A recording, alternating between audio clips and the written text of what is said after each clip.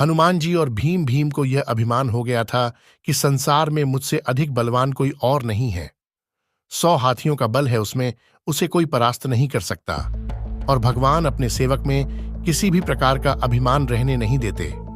इसलिए श्री कृष्ण ने भीम के कल्याण के लिए एक लीला रच दी।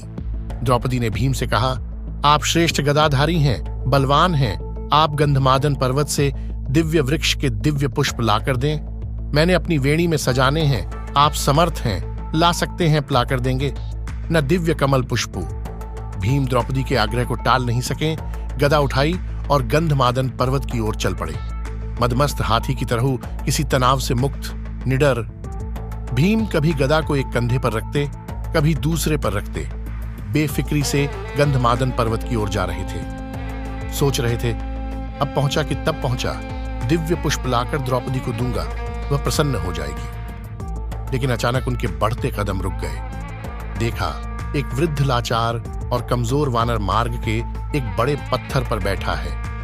उसने अपनी पूंछ आगे के उस पत्थर तक बिछा रखी है, जिससे रास्ता रुक गया है। पूंछ हटाए बिना आगे नहीं बढ़ा जा सकता। अर्थात उस वानर से अपनी पूंछ से मार्ग रोक रखा था, और कोई भी बलवान व्यक्ति किसी को उल्लंघ कर मार्ग नहीं बनाता, बल्कि मार्ग की बाधा को हटाकर आगे बढ़ता है। बलवान व्यक्ति बाधा सहन नहीं कर सकता, या तो वह बाधा स्वयं हटाता है या उस बाधा को ही मिटा देता है। इसलिए भीम भी रुक गए। जब मद, अहंकार और शक्ति बढ़ जाती है तो आदमी अपने आप को आकाश को छूता हुआ समझता है। वह किसी को खातिर में नहीं लाता, और अत्यधिक निरंकुश शक्ति ही व्यक्ति के विनाश का कारण बनती है। लेकिन श्री कृष्ण तो भीम का कल्याण करना चाहते थे, भीम का विनाश नहीं सुधार चाहते थे। भीम ने कहा, ऐ वानर, अपने पूंछ को हटाओ, मैंने आगे बढ़ना है। वानर ने देखा, एक बलिष्ठ व्यक्ति गदा उठाए, राजसी वस्त्र पहने, मुकुट धारण किए, बड़े रोब के साथ उसे पूंछ हटाने को कह रहा है। हैरान हुआ, पहचान भी गया, लेकिन चूंकि वह श्री कृष्ण की लीला थी, इसलिए चुप हो गया। भीम के सवाल का जवाब नहीं दिया। भीम ने फिर कहा, वानर, मैंने कहा ना कि पूंछ हटाओ, मैंने आगे जाना है, तुम वृद्ध हो इसलिए कुछ नहीं कह रहा। वानर गंभीर हो गया, मन ही मन हंस दिया, कहा, तुम देख रहे हो, मैं वृद्ध हूं, कमजोर हूं, उठ नहीं सकता, मुझ में इतनी ताकत नहीं कि मैं स्वयं ही अपनी पूंछ हटा लूं। तुम ही कष्ट करो, मेरी पूंछ थोड़ी इधर सरका दो और आगे निकल जाओ। भीम के तेवर कसे, गदा कंधे से हटाई, नीचे रखी। इस वानर ने मेरे बल को ललकारा है, आखिर है तो एक पूंछ ही, वह भी वृद्ध वानर क्यों कहा। यह मामूली सी पूंछ हटाना भी कोई मुश्किल है, ये तुमने क्या कह दिया। मैंने बहुत बलवानों को परास्त किया है, धूल चटाई है, 100 हाथियों का बल है मुझ में। इतना कहकर भीम ने अपने बाएं हाथ से पूंछ को यूं पकड़ा, जैसे एक तिनके को पकड़ रहा है कि उठाया, हवा में उड़ा दिया। लेकिन भीम से वह पूंछ हिल भी नहीं सकी। हैरान हुआ। फिर उसने दाएं हाथ से पूंछ को हटाना चाहा, लेकिन दाएं हाथ से भी पूंछ तिलमात्र नहीं हिली।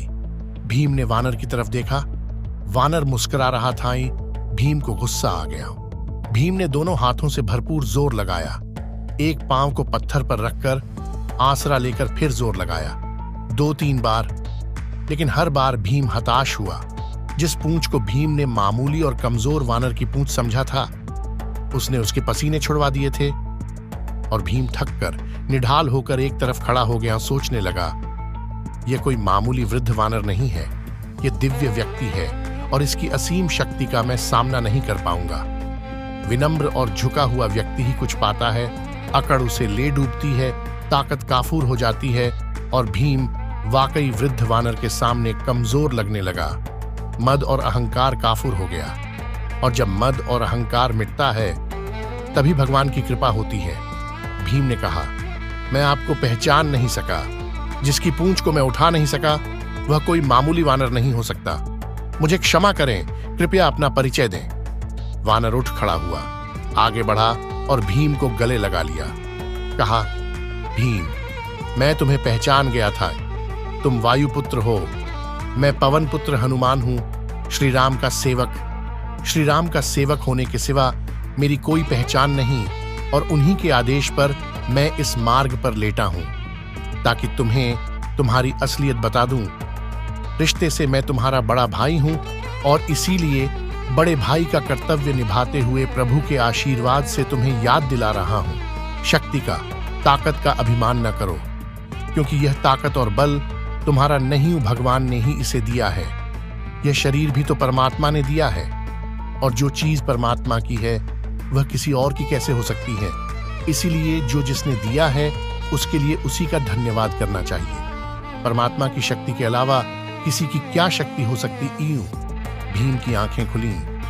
त्रेता युग की श्री राम और हनुमान जी की वीर गाथाएं याद आ गईं। प्रेम से, श्रद्धा से भीम की आंखें भी खुल गईं और भावों के इसी प्रवाह में भीम ने हनुमान जी को समुद्र लांघने के समय पर धारण किए गए विशाल रूप का दर्शन कराने का अनुरोध कर दिया, और हनुमान जी ने श्री राम की कृपा से अपना आकार वैसा ही बढ़ाया जैसा उन्होंने 100 योजन समुद्र लांघने के समय धारण किया था।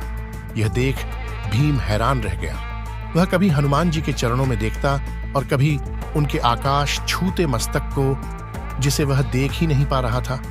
हनुमान जी ने कहा, भीम, मेरे इस रूप को तुम देख नहीं पा रहे, लेकिन मैं श्री राम की कृपा से इससे भी बड़ा रूप धारण कर सकता हूं। भीम ने हाथ जोड़कर सिर झटक दिया और हनुमान जी के चरणों में गिर पड़ा। भौतिक पद, प्रतिष्ठा और धन का अभिमान कैसा? हनुमान जी ने कहा, भीम, मेरे इस रूप को तुम देख नहीं पा रहे, लेकिन मैं श्री राम की कृपा से इससे भी बड़ा रूप धारण कर सकता हूं। भीम ने हाथ जोड़कर सिर झटक दिया और हनुमान जी के चरणों में गिर पड़ा। भौतिक पद, प्रतिष्ठा और धन का अभिमान कैसा? ये तो कभी भी नष्ट हो सकते हैं। भौतिक पदार्थ भौतिक सुख ही देते हैं, लेकिन परमात्मा की कृपा तो शाश्वत होती है, जिसे कोई छीन नहीं सकता, चोर चुरा नहीं सकता। आदमी को उसी दायरे में रहना चाहिए जिसमें परमात्मा रखे। परमात्मा की इच्छा के बिना तो पत्ता भी नहीं हिल सकता। इंसान की जिंदगी का क्या भरोसा, किसी भी मोड़ पर 4 कदम की दूरी पर खत्म हो सकती है।